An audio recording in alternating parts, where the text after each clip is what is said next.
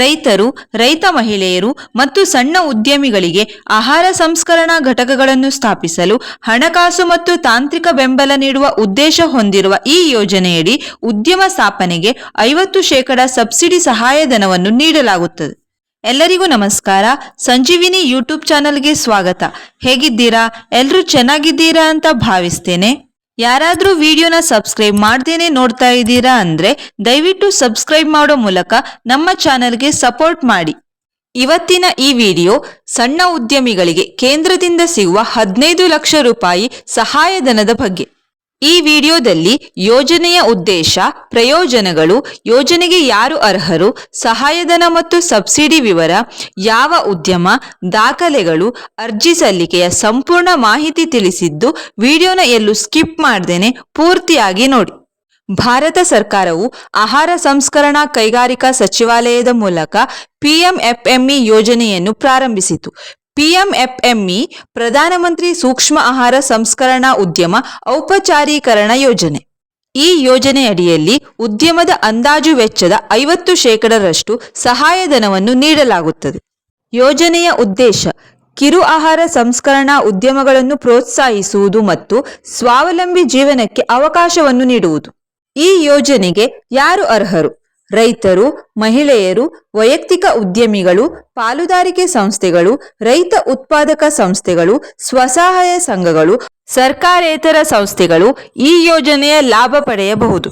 ಅರ್ಹ ಉದ್ಯಮಗಳು ರೊಟ್ಟಿ, ಚಪಾತಿ ತಯಾರಿಕೆ, ಹಪ್ಪಳ, ಶಾವಿಗೆ ಮತ್ತು ಬೇಕರಿ ಪದಾರ್ಥಗಳು, ಸಿರಿಧಾನ್ಯ ಸಂಸ್ಕರಣೆ ಮತ್ತು ಹಿಟ್ಟು ತಯಾರಿಕೆ, ಅಡಿಗೆ ಎಣ್ಣೆ ಮತ್ತು ಮಸಾಲೆ ಪುಡಿ ತಯಾರಿಕೆ, ಹುಣಸೆಹಣ್ಣು ಮತ್ತು ಅರಿಶಿನ ಪುಡಿ, ಬೆಲ್ಲ ತಯಾರಿಕೆ, ಹಾಲಿನ ಉತ್ಪನ್ನಗಳು, ತರಕಾರಿ ಸಂಸ್ಕರಣೆ, ಸಾವಯವ ಉದ್ಯಮಗಳು ಮತ್ತು ಚಟ್ನಿ ಪುಡಿಗಳು.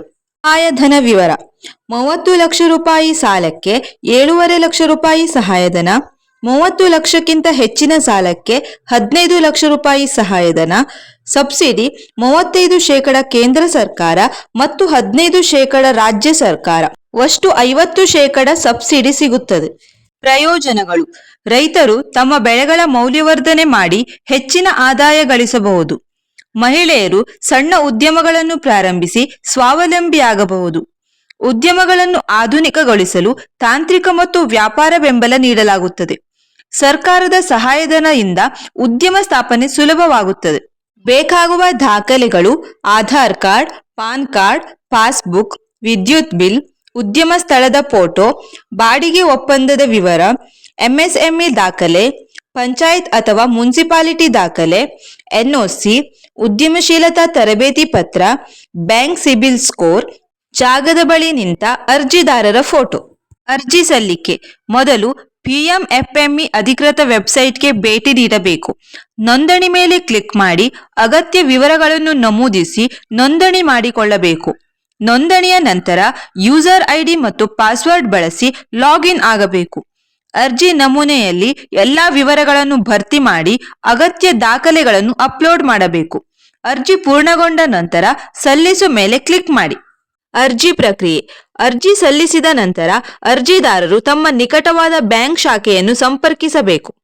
ದಾಖಲೆಗಳನ್ನು ನೀಡಬೇಕು. ನಂತರ ಬ್ಯಾಂಕ್ ಅಧಿಕಾರಿಗಳು ದಾಖಲೆಗಳನ್ನು ಪರಿಶೀಲಿಸಿ ಯೋಜನೆಗೆ ಅನುಮೋದನೆ ನೀಡುತ್ತಾರೆ.